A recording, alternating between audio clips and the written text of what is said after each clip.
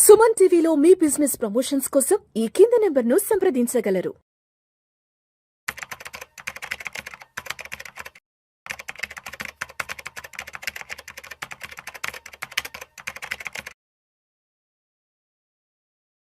నమస్తే హర్ష. నమస్తే.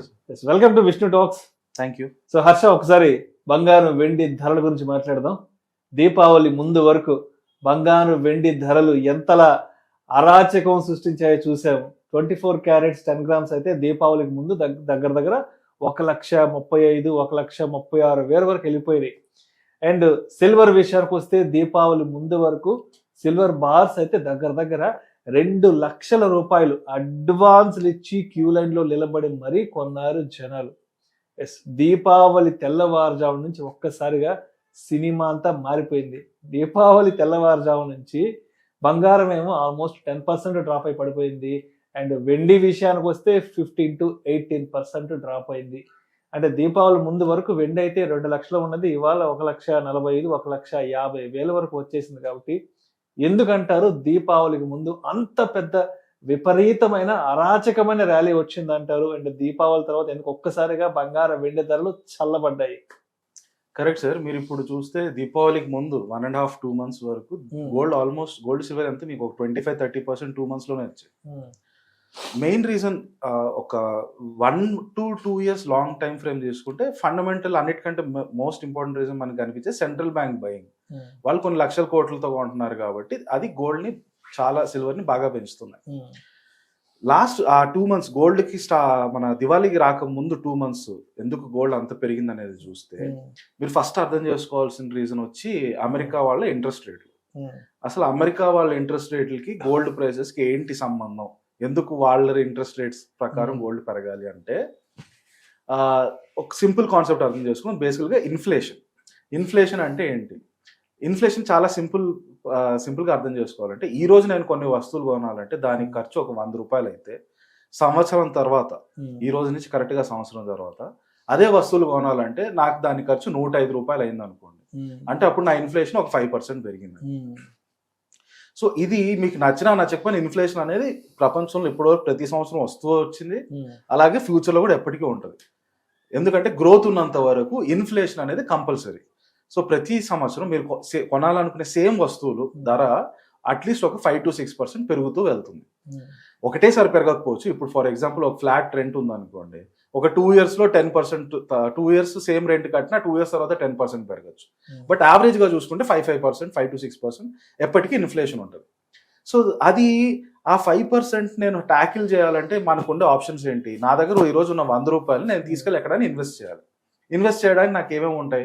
ఒకటి వచ్చి బ్యాంక్ అకౌంట్ లో పెడితే 3% 4% ఇస్తాడు. ఇన్ఫ్లేషన్ 5% అంటే నాకు ఆల్రెడీ నాకు 1% 2% నష్టపోతున్నా. రెండవది వచ్చి ఫిక్స్డ్ డిపాజిట్స్ ఉంటాయి. ఫిక్స్డ్ డిపాజిట్స్ కూడా 5.5-6% అంటే ఆల్మోస్ట్ ఇన్ఫ్లేషన్ లెవెల్ ఉంటుంది. మూడోది వచ్చి గోల్డ్ వచ్చి ఇన్ఫ్లేషన్ కంటే స్లైట్లీ ఒక 1 to 2% ఎక్స్ట్రా ఉంటుంది. ఆల్మోస్ట్ ఇన్ఫ్లేషన్ కే ఉంటుంది. మాక్సిమం చూస్తే ఒక 1 to 2% ఎక్స్ట్రానే ఉంటుంది. దానికి మించి ఇంకొంచెం ముందుకెళ్తే రియల్ ఎస్టేట్, అన్నిటికంటే హైయెస్ట్ గా స్టాక్ మార్కెట్ లో డబ్బులు వస్తాయి.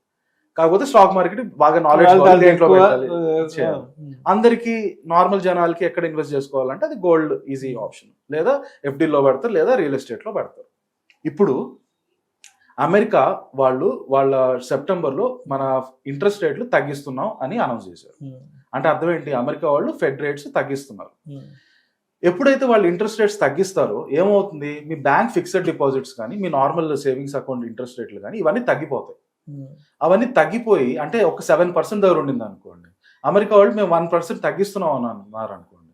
ఇన్ఫ్లేషన్ మీకు ఆల్రెడీ 6% ఉంటే ముందు అందరూ నాకు 7% అక్కడ బ్యాంక్ లో పెడితే వస్తుంది కదా, ఇన్ఫ్లేషన్ 6% కదా, ఒక 1% ఎక్స్ట్రా వస్తుంది కదా అని ఆ బ్యాంకులో పెడతారు. కానీ ఎప్పుడైతే అమెరికా వాళ్ళు ఇంట్రెస్ట్ రేట్లు కట్ చేస్తున్నాం అని అంటే అప్పుడు ఏమవుతుంది? వాళ్ళు బ్యాంక్ లో పెట్టినా 6% వస్తుంది, ఇన్ఫ్లేషన్ 6% వస్తుంది. అలాంటప్పుడు వాళ్ళు ఇది నాకు బ్యాంక్ లో పెట్టడం వేస్ట్ అని చెప్పి ఆ డబ్బులంతా తీసుకెళ్లి గోల్డ్ లో పెడతారు. రైట్? సో ఎప్పుడైనా సరే అమెరికా ఇంట్రెస్ట్ రేట్లు తగ్గిస్తే దానివల్ల మార్కెట్లో ఎవరైతే జనాలు డబ్బులు ఇన్వెస్ట్ చేస్తారో వాళ్ళకి ఇన్వెస్ట్ చేయడానికి ఆప్షన్స్ తగ్గిపోతాయి కనుక సేఫెస్ట్ బెట్ వాళ్ళు చూసేది గోల్డ్. అందువల్ల మీరు త్రూఅవుట్ హిస్టరీ చూసుకుంటే any time US interest rates తగ్గించినప్పుడల్లా గోల్డ్ ప్రైసెస్ పెరుగుతాయి. ఎందుకంటే గోల్డ్ డిమాండ్ పెరిగిపోతుంది.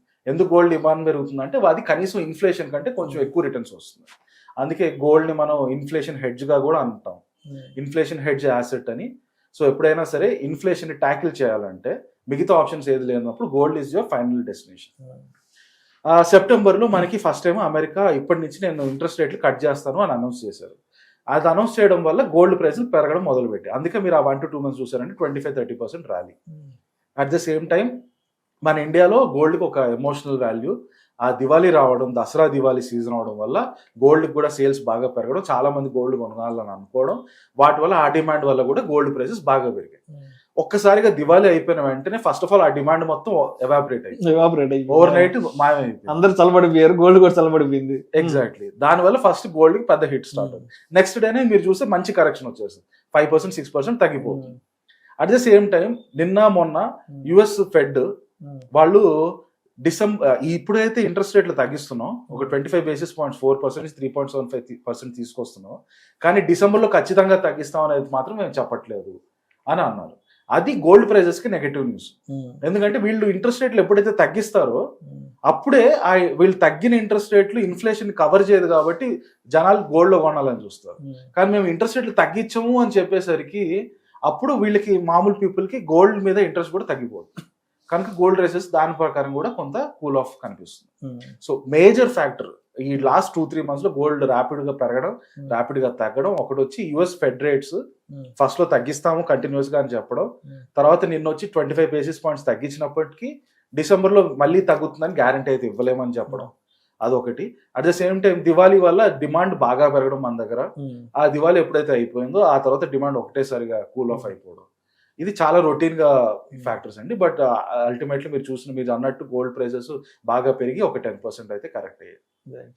అండ్ అదేవిధంగా గోల్డ్ ఈటీఎఫ్లు ఉన్నాయి కదా, ఈ టైంలో గోల్డ్ ఈటీఎఫ్లు కూడా మంచి ర్యాలీలో ఉన్నాయి, గోల్డ్ ఈటీఎఫ్లు మంచి రిటర్న్స్ వస్తున్నాయంటూ కూడా మనకు ఆర్టికల్స్ వస్తున్నాయి. సో మరి గోల్డ్ ఈటీఎఫ్ ఇన్వెస్ట్మెంట్ ని ఎలా చూడొచ్చు అంటారు?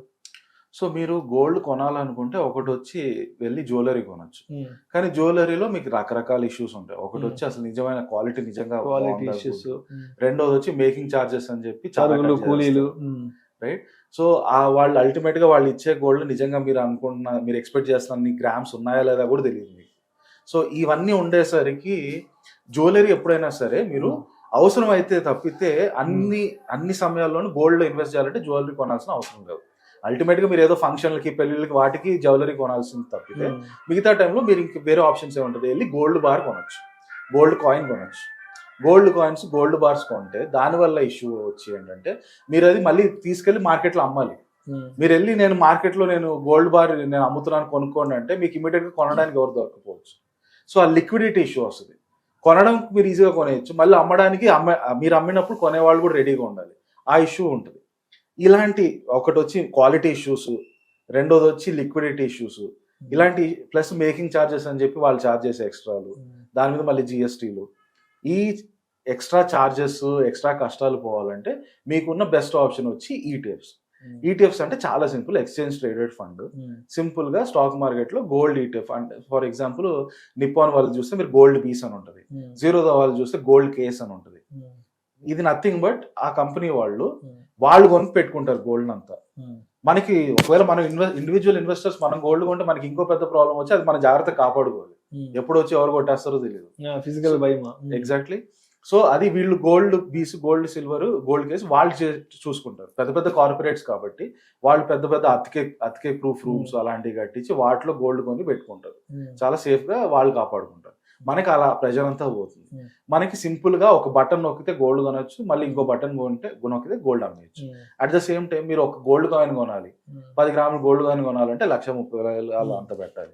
అదే గోల్డ్ ఈటీఎఫ్ లో మీ దగ్గర 10 రూపాయలు ఉన్నా కూడా పోయి కొనుక్కో. Super, right. సో మీకు ఆ ఫ్లెక్సిబిలిటీ, గోల్డ్ కొనడం వల్ల వచ్చే చాలా రకాల తలకాయ నొప్పులు ఇవన్నీ కూడా గోల్డ్ ఈటీఎఫ్ కొనడం వల్ల పోతాయి మీకు.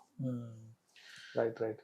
సో ఇంకా మొత్తానికి ఇంకా ఇయర్ ఎండింగ్ కూడా ఇంకా 2 నెలలు ఉంది కాబట్టి ఇంకా గోల్డ్ ప్రైసెస్ తగ్గడం కానీ పెరగడం కానీ ఇంకా ఎంతవరకు ఎక్స్పెక్ట్ చేయొచ్చు అంటారు? యా, సో ఇప్పుడు రాబోయే కాలంలో గోల్డ్ కున్న మేజర్ ఫ్యాక్టర్స్ ఏంటి ప్రైస్ మూమెంట్ కి అనేది మనం చూస్తే, ఫస్ట్ ఆబ్వియస్ గా సెంట్రల్ బ్యాంక్స్, ప్రపంచంలోని సెంట్రల్ బ్యాంక్స్ గోల్డ్ కొంటున్నాము మేము, గోల్డ్ ఇక్కడి నుంచి కొనడం ఇంకా తగ్గిస్తాము, ఇప్పటివరకు కొన్నాం, బాగా కొన్నాం, కానీ ఇక్కడ నుంచి కొంచెం తగ్గిస్తామని కాస్త అనౌన్స్మెంట్ అన్న ఇస్తే, అలాంటి ఏమైనా అనౌన్స్మెంట్ వస్తే ఫస్ట్ మేజర్ కూల్ ఆఫ్ ఉంటుంది. సెకండ్ వచ్చి US Fed rates. US Fed rates డిసెంబర్కి మేము గ్యారంటీ ఇవ్వాలని తగ్గిస్తాము లేదా పెంచుతాము అని చెప్పారు. ఒకవేళ వాళ్ళు రేపు వచ్చి డిసెంబర్లో కనుక తగ్గించేశారు అనుకోండి, అప్పుడు మళ్ళీ సడన్గా గోల్డ్లో మీకు ప్రైస్ పైకి పెరుగుతుంది.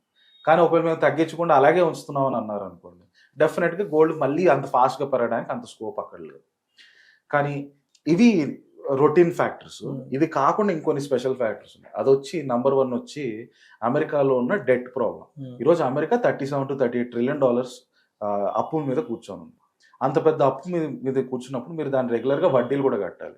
ఇప్పుడు ఏమవుతుంది, మీరు అంత పెద్ద అప్పుకి వడ్డీలు కడుతూ ఉంటే మీ గవర్నమెంట్కి వచ్చే ఆదాయంలో మ్యాక్సిమం డబ్బులు వడ్డీ కట్టడానికి వెళ్ళిపోతుంది.